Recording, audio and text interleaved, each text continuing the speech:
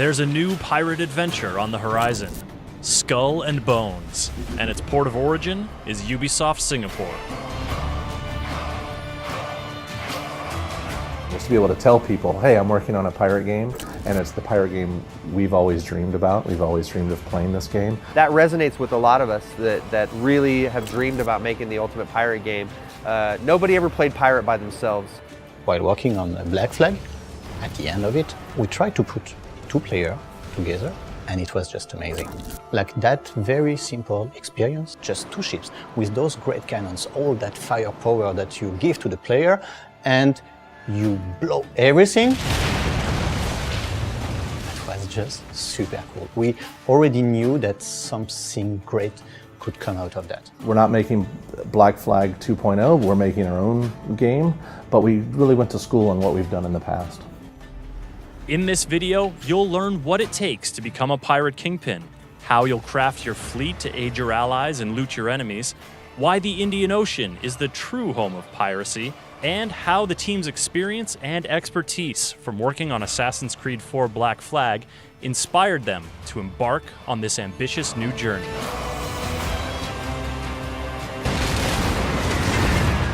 Our pirates are at the helm of the ship, so we control a giant tall ship across different classes of ships, from a small sloop to a giant frigate. The pirates themselves start out with one ship, and over time they're going to collect more and more ships.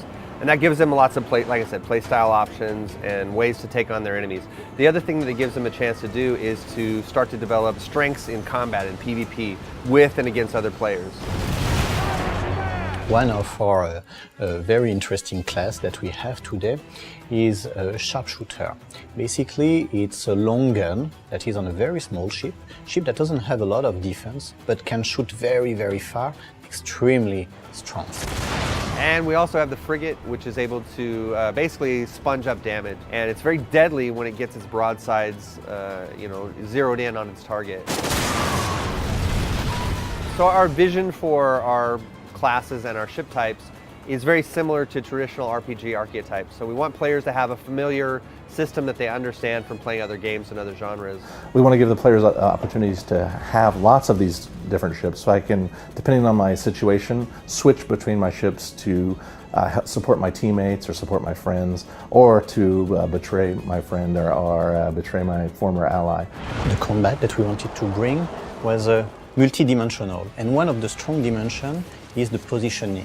Which side of his hull is stronger than the other, but also what will be the direction and the position that will give him an advantage in terms of wind positioning.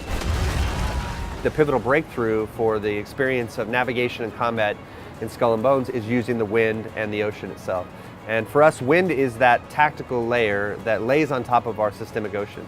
So wind is not just a navigation tool, it's how you assess a situation. It's used for positioning, to be in the right position to strike. It can be used both offensively and defensively. It's a way for you to escape quicker and gain an advantage on your prey. So we can read it in every single element of the world, read it in the stream that you can see in the world, read it in the sails, the way they are turning, the way they are inflating.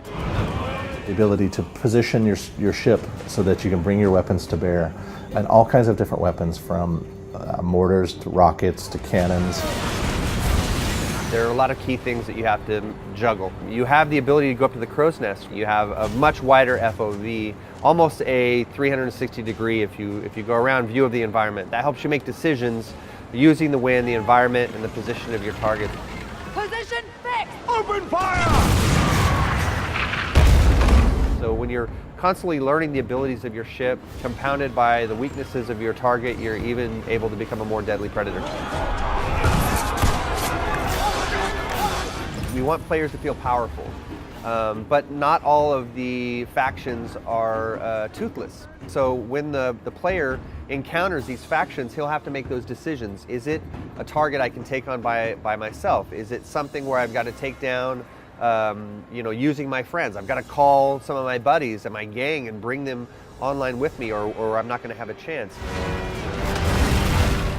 The world reacts, and that's where our pirate hunters come in. They represent the VOC, and they have a vested interest in securing the safety of their merchant ships. So the more thefts, the more heists that take place, the more likely it is in the world and in loot hunt that the pirate hunter is going to respond and try to hold you accountable for robbing from them. I will say that the pirate hunters are something you can't tackle by yourself, and there's going to be lots of encounters like that in Skull and Bones where you have to work together with your friends. But we'll wait and see. I mean, the idea is to put these things in a world that is logical and cohesive, and I'm not going to say it's impossible. I'm just saying don't try to do it by yourself. I'm sure someone's going to try to do it. Oh, of course. And somebody will be successful, but that guy will be legendary. The Indian Ocean was super compelling for us. It's a different setting. It has all of the major ecosystems and so many different trade resources within the world that we could build a fantasy, very strong fantasy about how pirates operated and how pirates worked inside the Indian Ocean. So you have an ocean that has amazing trade winds, beautiful waters that change in color and texture and behavior from region to region. It gives us a really huge canvas for us to tell our story. We have a team who understands and lives in the middle of the Indian Ocean. And because you understand it, you can smell it almost. When we have the image on screen, we know how it looks like in real life. We know how it feels like. We understand the world as it is in the Indian Ocean. And I think that makes a lot of difference. Our game is dominated by a lot of islands and shorelines and so on. It's a bit close to what we have here in Singapore in terms of the environment. It's very tropical, there's a lot of beaches. It's a subject matter that's a bit familiar to us here. So we pay attention to the big picture, from the big composition to lighting, and all the way to the smaller details like little swaying ropes and the subtle spray from the ocean. The one thing, the adventure to go on with you as the star, your pirate is the center of this game. And then if every player is the center of the game, we make these communities and we make their own stories. And across different seasons, across different time periods, the game will live on, and we'll keep introducing new and unique content, different ships, different weapons, different items, different locations, different game modes. And I think that's what makes Skull and Bones so special, is this idea that you can create your own gang, you can have your own identity, your own flags, your own emblems, your own colors, and you can go to war with each other and build your gang up to take over the whole Indian Ocean.